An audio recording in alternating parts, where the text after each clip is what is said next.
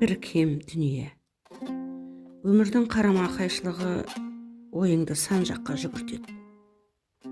Бір адам дүниеден өтсе, бір сәби шырылдап дүниеге келіп жатады.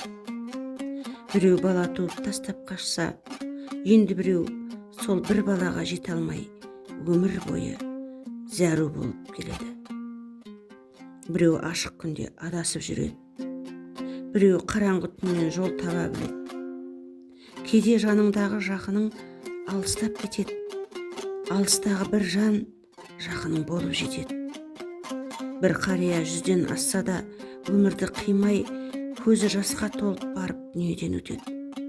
Ал бір жас өзіне өзі ине қадап, нашақорлықтан уланып, қыршын кетеді. Біреулердің өмір сүріп жүргені, біреулердің бар азабы қайғысы секілді. Біреу өзге бір жан үшін қиналып азап шегеді. Біреу туған әкесінің өліміне бармайды.